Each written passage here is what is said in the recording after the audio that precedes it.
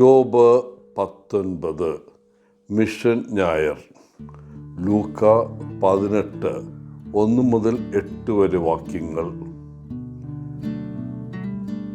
29ാം ഞായറാഴ്ചയായ ഇന്ന് തിരുസഭ 99ാമത് ലോക മിഷൻ ദിനം ആഘോഷിക്കുന്നു.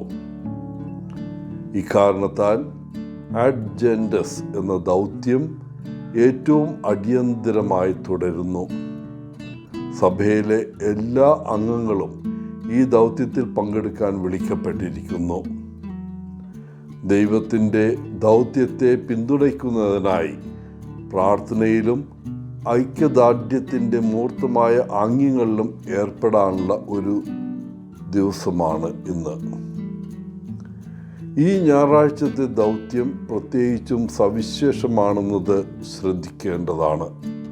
കാരണം പ്രത്യാശയുടെ ജൂബിലി വർഷത്തിലാണ് നമ്മൾ ഇത് ആഘോഷിക്കുന്നത്. ഈ 99ാമത് ലോക മിഷൻ ഞായറാഴ്ചയുടെ മുദ്രാവാക്യമായി പരിശുദ്ധ പിതാവ് തിരഞ്ഞെടുത്തിരിക്കുന്നത് എല്ലാ ജനതകളിലും പ്രത്യാശയുടെ മിഷണറിമാർ എന്ന ആപ്തവാക്യമാണ്. ഇത് വ്യക്തിഗത ക്രിസ്ത്യാനികളെയും മുഴുവൻ സഭയെയും സ്നാനമേറ്റവരുടെ സമൂഹത്തെയും ക്രിസ്തുവിൻ്റെ കാൽച്ചുവടുകളിൽ പ്രത്യാശയുടെ സന്ദേശവാഹകരും നിർമ്മാതാക്കളുമായിരിക്കാനുള്ള നമ്മുടെ അടിസ്ഥാന വിളിയെ ഓർമ്മിപ്പിക്കുന്നു. ഇന്നത്തെ ആദ്യത്തെ വായനയിൽ ദൈവം ഇസ്രായേൽക്കാർക്ക് അവരുടെ ജീവിതത്തിൻ്റെയും ചരിത്രത്തിൻ്റെയും സാഹചര്യങ്ങളുടെയും ചുമതലക്കാരനാണെന്ന് തെളിയിച്ചു. മോശ പ്രാർത്ഥനയിൽ ദൈവത്തിലേക്ക് കൈകൾ ഉയർത്തിയപ്പോഴെല്ലാം ഇസ്രായേലിൻ്റെ സൈനികർ യുദ്ധത്തിൽ വിജയിച്ചു. ജീവിതത്തിലെ നമ്മുടെ വിജയം ദൈവത്തെ ആശ്രയിച്ചിരിക്കുന്നുവെന്ന് ഈ വായന നമ്മെ ഓർമ്മിപ്പിക്കുന്നു.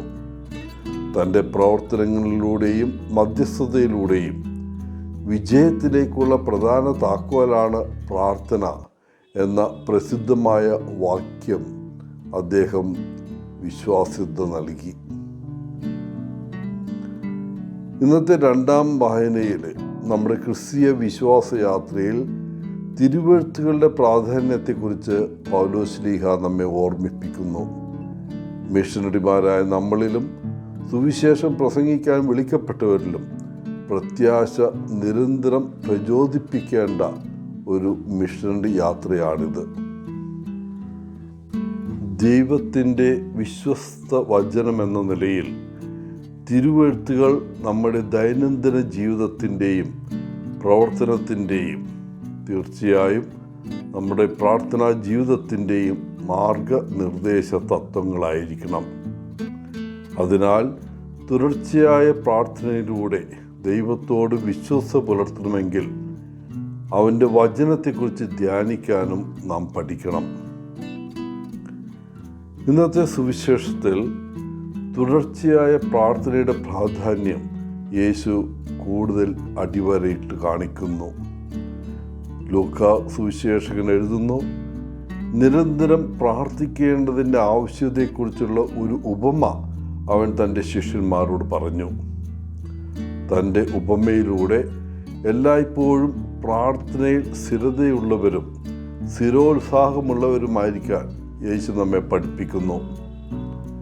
തീർച്ചയായും ഒരു പ്രാർത്ഥനാശീലൻ എന്ന നിലയിൽ തൻ്റെ ശിഷ്യന്മാർക്ക് പ്രാർത്ഥന എത്ര പ്രധാനമാണെന്ന് അവനറിയാമായിരുന്നു.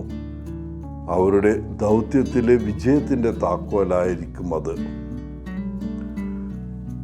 ക്രിസ്ത്യാനികളായ നമുക്ക് എല്ലാവർക്കും പ്രിയപ്പെട്ടവരെ ഇത് ബാധകമാണ്.